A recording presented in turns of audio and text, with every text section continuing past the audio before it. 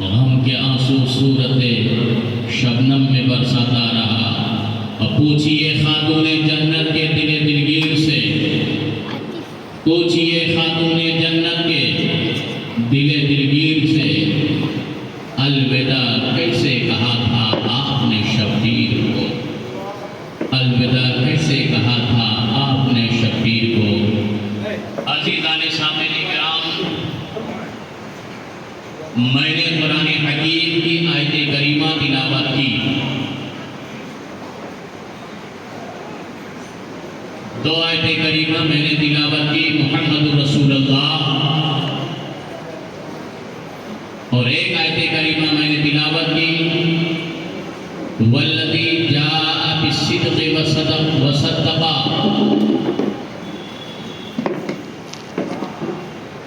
یعنی نبی یعنی غیر نبی، نبی دو جہاں، تاجدار مدینہ حضور محمد رسول اللہ صلی اللہ علیہ وآلہ وسلم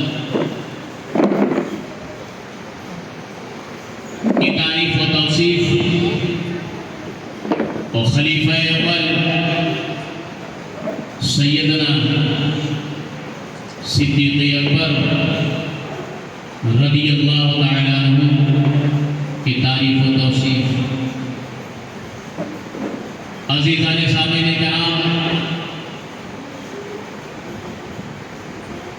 کل میں نے نبی کی سیرت، نبی کی ولادت پہ گفتگو کی۔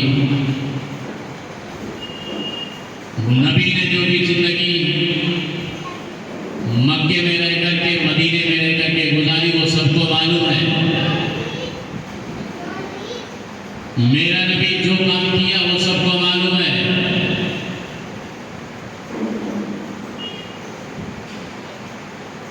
میرے نبی کے کتنے قریب کون لوگ تھے ان کو معلوم ہے۔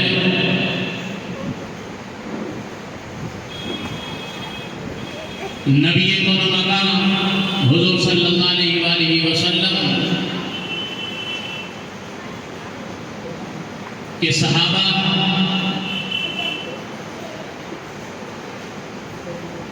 اور خلیفہ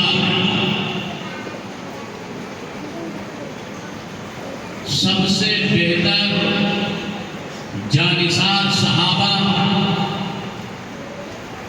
صدیق اکبر رضی اللہ تعالیٰ عنہ، جنہوں نے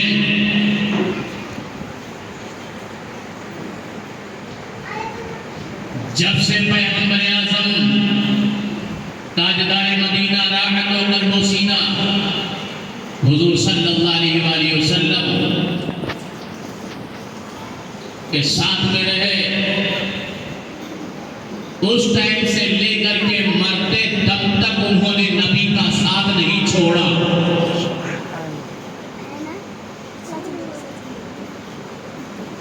نبی کون مقام حضور صلی اللہ علیہ وآلہ وسلم بچپن میں، جوانی میں، 63 سال کی عمر تک آپ نے جو دین کی تبلیغ کیا ہے،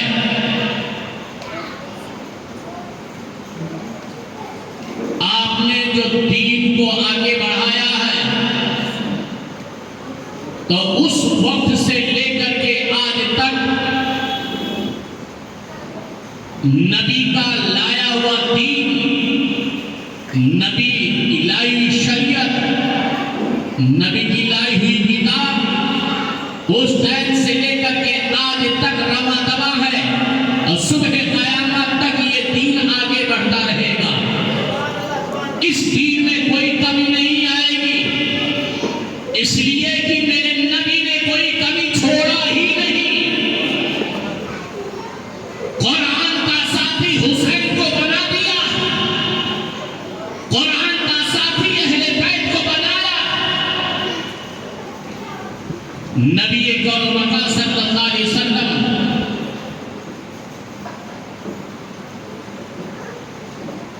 خلیفہ منتخب نہیں کیا، نبی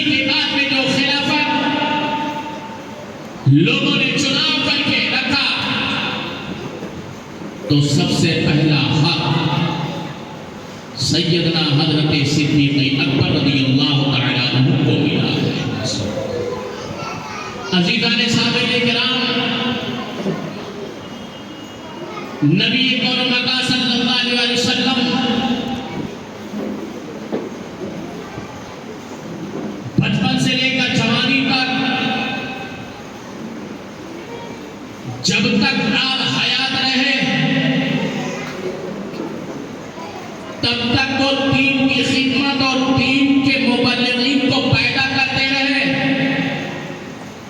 دین کو آگے بڑھاتے رہے۔ ایک سے ایک صحابہ، ایک سے ایک دانشور،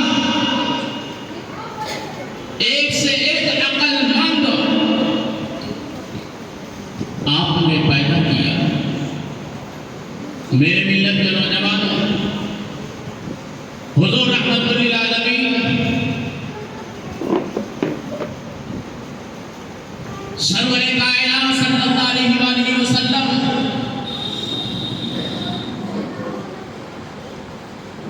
مکے میں رہے، آپ نے اس دین کو بڑھانے کے لیے کتنی مصیبتیں آپ نے اٹھائی ہیں، کتنی اذیتیں آپ نے برداشت کی ہیں۔ پتھر سے مارا گیا، وجڑیوں کو جسم پہ ڈالا گیا، کوڑا اور کرکٹ میرے نبی پر پھینکا گیا، مگر میرے نبی نے کبھی کسی کو کچھ کہا نہیں۔ ان کا ایک ہی مشن تھا کہ ہم دین کے رہبر ہیں، ہمارے اوپر حملہ ہوگا، ہمیں برداشت کرنی ہے۔ اگر ہم دین کے مبلغ ہیں، دین کو آگے بڑھائیں گے تو ہمیں برداشت کرنا پڑے گا۔ میرے نبی نے برداشت کیا، اور جب نبی نے برداشت کیا ہے تو آپ سمجھ لیجئے کہ نبی کے نہ رہنے کے بعد میں صحابہ پہ جو اذیت ہوئی ہے، صحابہ پہ جو حملہ ہوا ہے، صحابہ پہ جو گال کیا گیا ہے، جب نبی نے برداشت کر لیا ہے تو نبی کے صحابہ نے برداشت کیا ہے۔ نبی نے بھی برداشت کیا، نبی کے صحابہ نے بھی برداشت کیا۔ عزیزان سامعین کرام، میرے آقا صلی اللہ علیہ وآلہ وسلم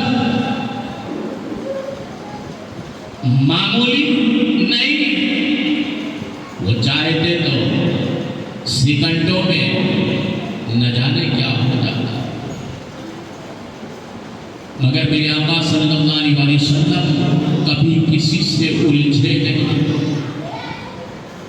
اگر آپ کے جسم پہ کوڑے کرکٹ ڈالا گیا، پھینکا گیا، تو آپ نے اسے جھاڑ دیا، مسکرا کر کے آگے نکل گئے۔ سبحان اللہ، مسکرا کر کے آگے نکل گئے۔ پتھر مارا گیا، مسکرا کر کے آگے نکل گئے۔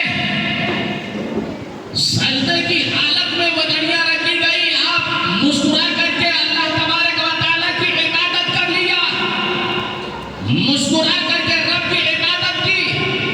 آپ کبھی الجھے نہیں، ان کو معلوم تھا کہ آج ہمارے ساتھ میں ایسا ہو رہا ہے، کل میرے صحابہ کے ساتھ میں بھی ہوگا، میرے صحابہ کے ساتھ میں ہوگا۔ تو جس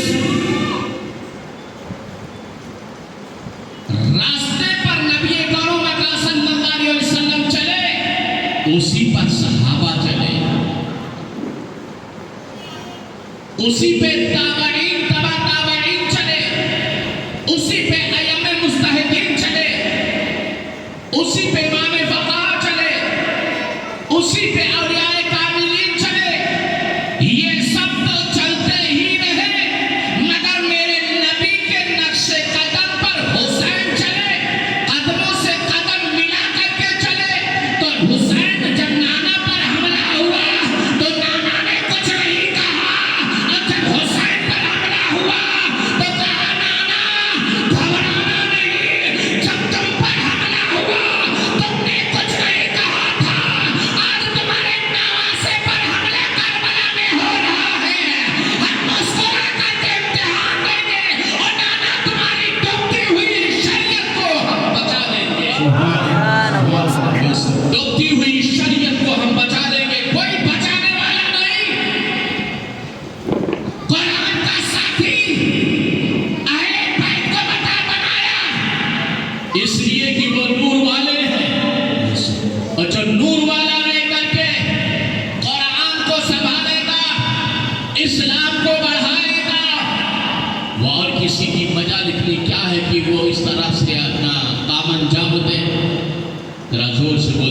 سبحان اللہ تو سبحان یہ میرے نبی کا کرم،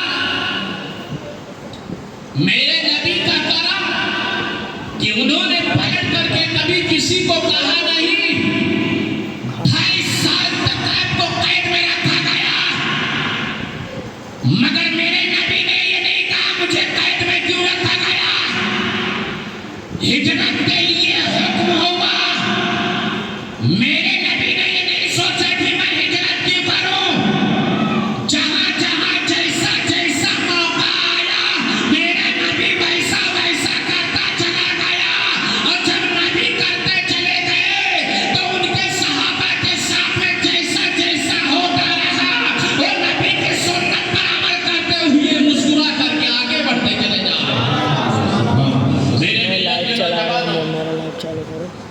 نبی دو جہاں صلی اللہ علیہ وآلہ وسلم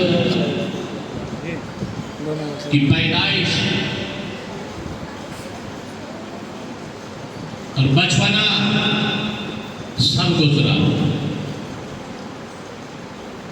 سب گزرا، جوانی بھی آپ نے گزاری، آپ نے مکی زندگی گزاری، مدنی زندگی گزاری، آپ مکہ میں بھی رہے، مدینے میں بھی رہے، پیدا مکے میں ہوئے ہیں، وفات آپ مدینے میں گئے۔ تو نبی دو جہاں صلی اللہ علیہ وآلہ وسلم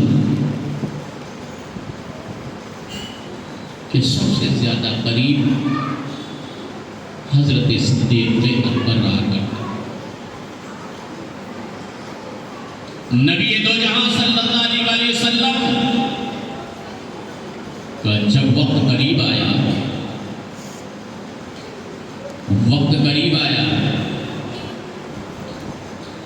تو حضرت جبریل علیہ السلام تشریف لائے اور آپ سفر کے مہینے میں اینڈ میں آپ کو تکلیف ہوئی، آپ بیمار پڑے، دھیرے دھیرے بیماری بڑھتی گئی،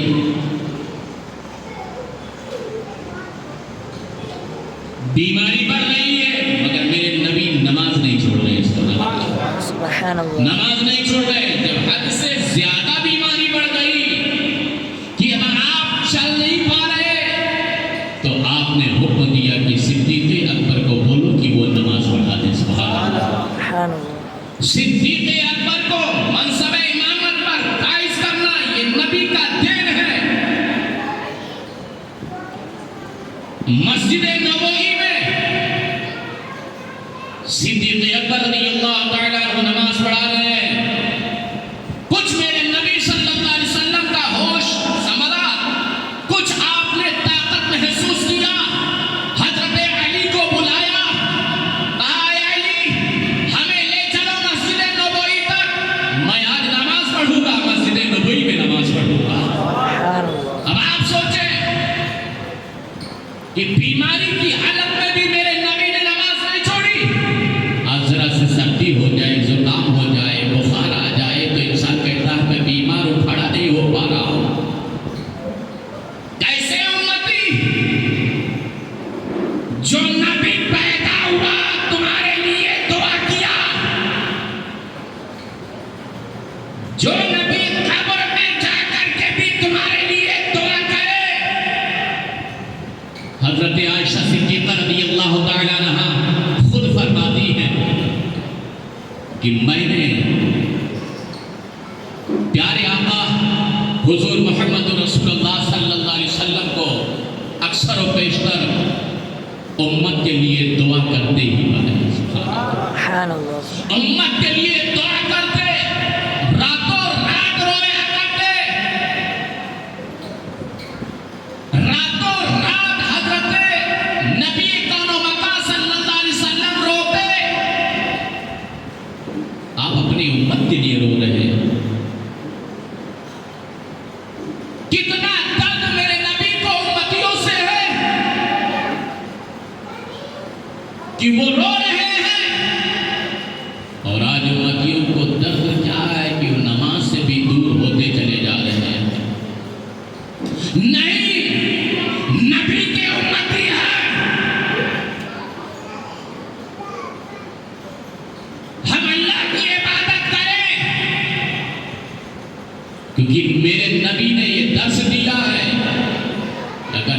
میں جب تک جان ہے تم اپنے رب کی عبادت کرتے ہو۔ عزیزان سامعین کرام، سیدنا صدیق اکبر امیر المومنین نماز پڑھا رہے ہیں، آہٹ محسوس ہوئی کہ نبی آ رہے ہیں، ہٹنے کی کوشش کی مگر اشارے سے کہہ دیا ہے صدیق اکبر ہٹو نہیں، نماز مکمل کر دو۔ سبحان اللہ، ہٹو نہیں، نماز مکمل کر دو۔ پھر آگے جو ہوا، صدیق اکبر نے نبی کے نہ رہنے پر اور نبی کی بیماری کی حالت میں جب نبی پاک صلی اللہ علیہ وسلم مسجد نبوی میں نہیں جاتے تھے تو آپ ہی اکثر و بیشتر نماز پڑھایا کرتے تھے۔ سیدنا صدیق اکبر کے علاوہ مسجد نبوی میں اس وقت عمر بھی، عثمان و غنی بھی، مولا علی بھی، تمام صحابہ، مگر میرے نبی نے حکم دیا تو صدیق اکبر کو حکم دیا کہ نماز پڑھائے گا تو میرا صدیق نماز پڑھائے گا۔ عزیزان سامعین کرام، نبی کریم مکہ صلی اللہ علیہ وآلہ وسلم زیادہ بیماری بڑھ گئی، سخت تکلیف میں میرے آقا صلی اللہ علیہ وآلہ وسلم بستر نبوت پہ لیٹے، اٹھنے کی طاقت نہیں رہ گئی۔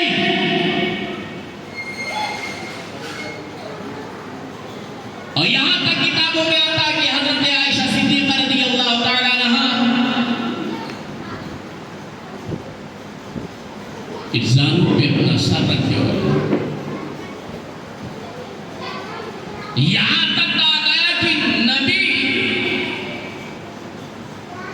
ہمیشہ اپنا جو بھی مشن رہا کرتا تھا وہ اشارے سے بھی کہہ دیا کرتا تھا۔ میرے آقا صلی اللہ علیہ وآلہ وسلم کا آخری ٹائم اور وقت آ گیا اور حکم ہوا، رب تبارک و تعالیٰ نے حکم دیا، اے اسرائیل علیہ السلام جاؤ جاؤ میرے نبی کو لے کر آؤ۔ کہا اے اللہ میں کیسے جاؤں؟ کہا جبریل کے ساتھ میں جاؤ۔ اب جبریل امین، ملک الموت، موت کا فرشتہ ساتھ میں، جبریل جیسے ہی کاشانہ نبوت پر پہنچے، وہیں پر حضرت اسرائیل علیہ السلام کو روک دیا کہ آپ ٹھہر جائیے، میں پہلے اپنے آقا سے مل کر کے مشورہ لے لوں، اس کے بعد میں بھی تمہیں بلایا جائے۔ جبریل کی کیا مجال کہ بغیر اجازت گھر میں لے کر کے چلے جائیں۔ جبریل علیہ السلام اندر گئے، پیارے آقا صلی اللہ علیہ وآلہ وسلم لیٹے ہوئے ہیں۔ پیارے آقا صلی اللہ علیہ وسلم نے فرمایا، اے جبریل علیہ السلام یہ بتاؤ اکیلے آئے ہو؟ میرے نبی کو معلوم، غیب تھا نبی، ان کو معلوم۔ کہا اکیلے آئے ہو؟ کہا نہیں، حضرت اسرائیل علیہ السلام بھی آئے۔ کہا کیوں؟ کہا خالق کائنات آپ کے دیدار کے لیے مشتاق ہے، اب آپ کا وقت قریب۔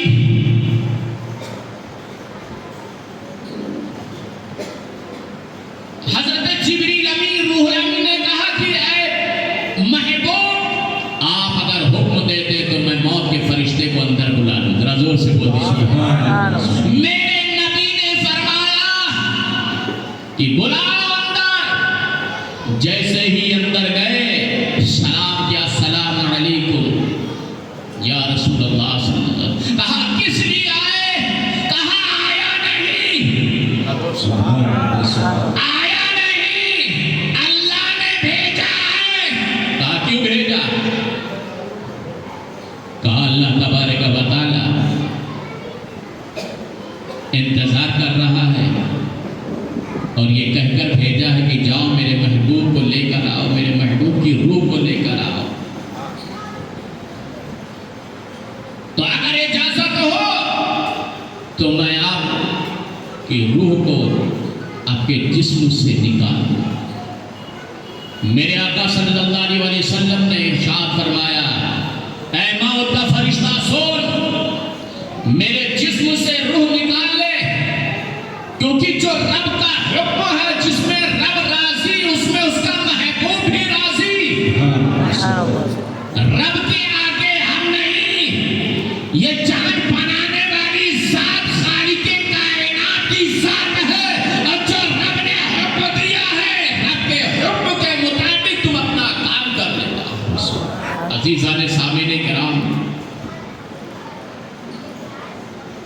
پانی کا تشریح رکھا گیا. میرے آقا صلی اللہ علیہ وسلم کو تکلیف زیادہ پڑتی گئی اور آواز آنے لگی.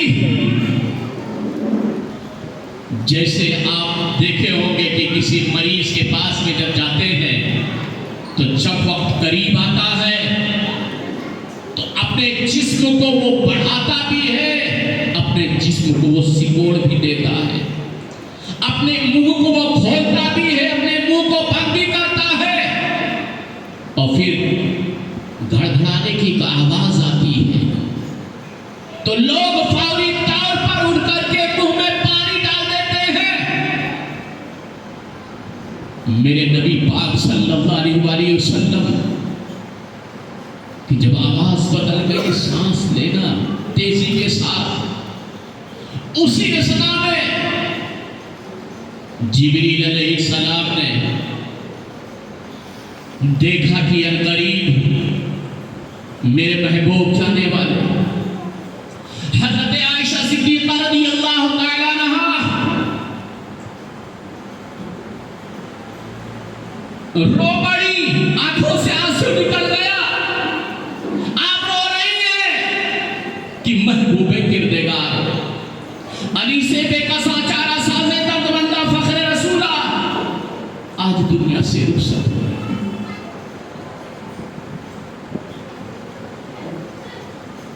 تکلیف بڑھتی گئی یہاں تک کہ ملک الموت نے میرے آقا صلی اللہ علیہ وسلم کے جسم سے روح نکال لیا.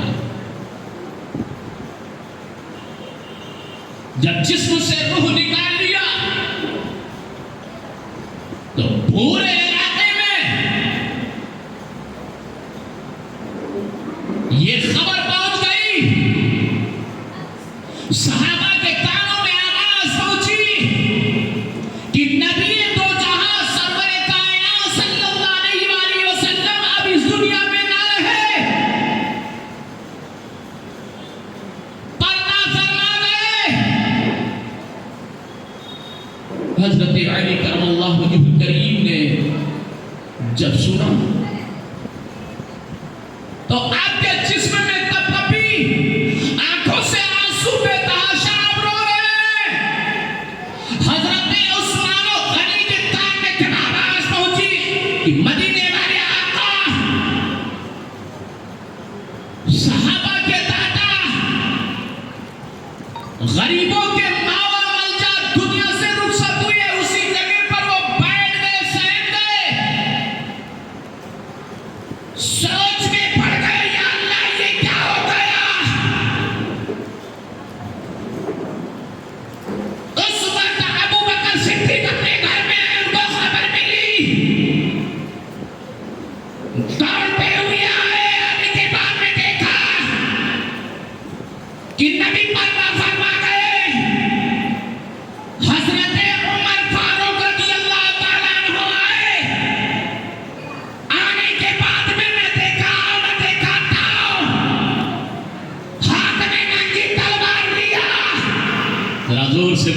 ہاتھ میں ننگی تلوار لیا، لینے کے بعد میں گلی کوچے میں نکل گئے۔ صحابہ نے پوچھا اے عمر یہ تلوار کیوں لے کر جا رہے ہو؟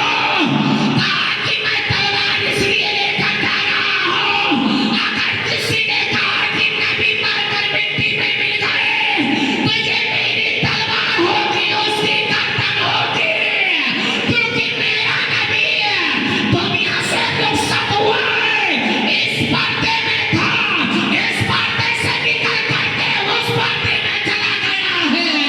میرا نبی جیسے پہلے حیات تھا آج بھی وہ حیات ہے، قیامت تک وہ حیات رہے۔ نعرہ تکبیر، نعرہ رسالت، ذکر شہدائے کربلا، علماء اہل سنت، مسلک